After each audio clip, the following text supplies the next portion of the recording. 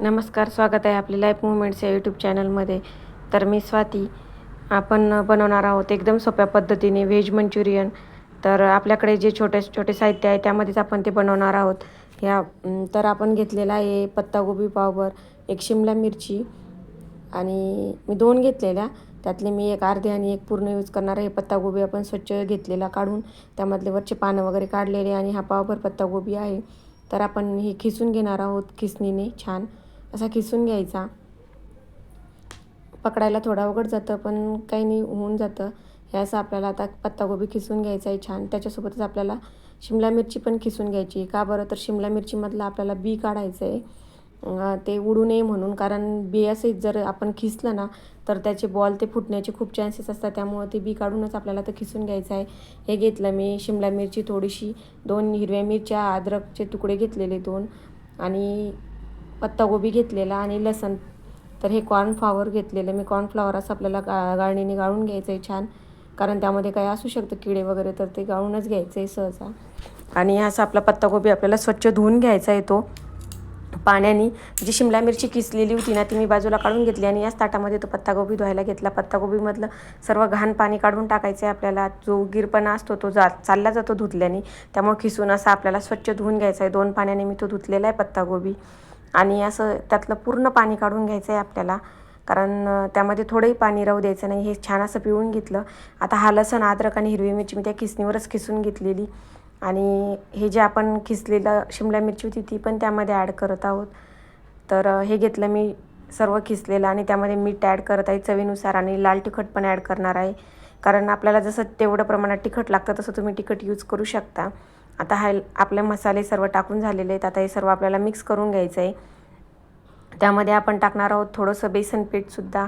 का बरं, तर त्यामुळं खूप छान चव येते. आता मीठ ॲड केलं मी आणि आपण इकडे साईडला हे बघा बेसन पीठ घेतलं मी. त्यामध्ये ते थोडं बेसन पीठ ॲड करणार आहे. कलर पण छान येतो आणि चव पण छान होते. आणि कॉर्नफ्लॉवर ॲड करायचं आहे. कॉर्नफ्लॉवरचं प्रमाण तुम्ही जर पाणी ठेवलं असेल थोडंफार पत्तागोबी तर ते जास्त लागेल. आपल्यावर डिपेंड आहे, कारण पाणी पूर्ण काढून घ्यायचं आहे. त्यामुळे कॉर्नफ्लॉवर हे कमी लागणार आहे. मी छोटीशी वाटी घेतली, त्यानं अर्धीच वाटीच्यावर थोडंसं बेसन घेतलं आणि 3 वाट्या इथे या छोट्या वाटीने कॉर्नफ्लॉवर घेतलेलं आहे.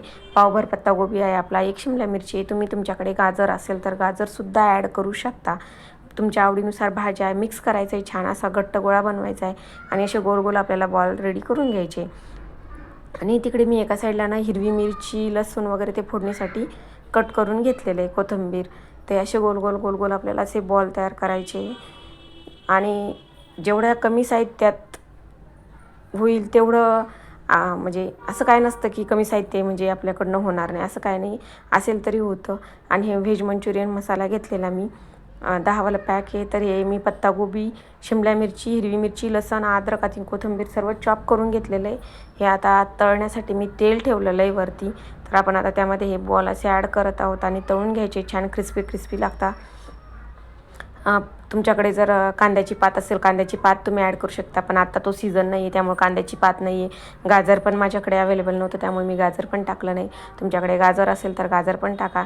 आणि जेव्हा सीझनमध्ये त्या वस्तू अवेलेबल असतील ना तेव्हा मी पुन्हा तुमच्यासोबत एकदा हीच रेसिपी शेअर करेल. तर आता म्हटलं चला बनवूया म्हणून मी ट्राय केलं आणि शेअर केलं आहे तुमच्यासोबत. कारण सीझनमध्येच खावं असं काही नसतं. तर हे बघा, हे बॉल असे रेडी झालेले आहेत. ऑड सीझनमध्ये पण इच्छा होऊ शकते खाण्याची, त्यासाठी हे बनवलेलं. तर हे बघा असे छान रेडी झालेले आहेत आपले. आणि हे असं आपल्याला आता काढून घ्यायचे आणि त्यामध्ये पुन्हा एक हे टाकणार आहोत आपण. असे पुन्हा आपल्याला आता टाकून घ्यायचे आणि असे पुन्हा फ्राय करून घ्यायचे. छान फ्राय झालेले आहेत बघा. मस्त रंग आलेला आहे त्याला. लहान मुलांना आवडताना त्यामुळं काय करायचं, जास्त कमी गॅसवर तळायचे येते. हे बघा असं आपल्याला फोडून दाखवते मी. एकदम आतून झालेलं आहे. कमी ते गॅसवर जर तळलं तर आतून पूर्ण छान असा पकतो, तो शिजतो. कारण छान फ्राय होतो. कारण नाहीतर काय होतं, कच्चं राहण्याची खूप भीती असते आणि लहान मुलं वगैरे खातात तर पोट दुखण्याचे चान्सेस असतात. त्यामुळं असं, आणि एकतर पावसाळा आहे आता त्यामुळं अशी काळजी घ्यावीच लागते. हे असं आपल्याला डीप फ्राय करायचं आहे आणि ते पण कमी गॅसवर करायचं आहे. वेळ लागतो थोडा पण व्यवस्थित होतं आणि छान होतं चवीला. आणि मुलांना पण त्रास होत नाही त्या गोष्टीचा, कारण मुलांना जास्त प्रमाणात आवडतं आता नवीन नवीन पदार्थ आहे. तर आता फोडणीसाठी आपले रेडी झालेले आहेत मंचुरियन बॉल. आता फोडणीसाठी आपण एक मोठी कढई घेतलेली, त्यामध्ये तेल ॲड केलं. हा मसाला तर आता हा मसाला आपण ना कट करून एका डब्या म्हणजे वाटीमध्ये बाउलमध्ये घेणार आणि पाणी ॲड करणार आहोत आणि त्याला पूर्ण असं मिक्स करून घ्यायचं आहे आपल्याला. त्या मसाल्याला असं आपल्याला पूर्ण मिक्स करायचं आहे. मिक्स झाल्यानंतर आता फोडणीचं तेल आपलं तापलेलं आहे, त्यामध्ये मी लसूण ॲड केला, पत्तागोबी, शिमला मिरची, हिरवी मिरची हे सगळं मी असं बारीक कट करून घेतलेलं आणि कोथिंबीर. तर कोथिंबीर पण स्वच्छ धुवून अशी बारीक केलेली आहे आपण. हे असं आपलं फ्राय होते छान. असं फ्राय झाल्यानंतर आपण त्यामध्ये ते मंचुरियन बॉल आहेत ना ते पण ॲड करणार आहोत.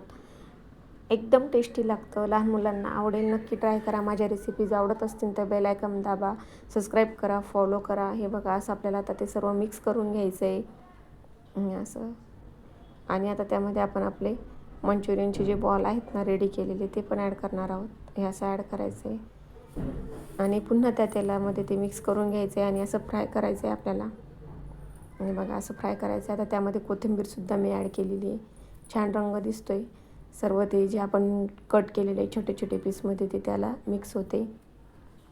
आणि छान कांद्याची पात असेल ना तर कांद्याची पात पण अशी फोडणीला टाकताना एकदम छान लागते.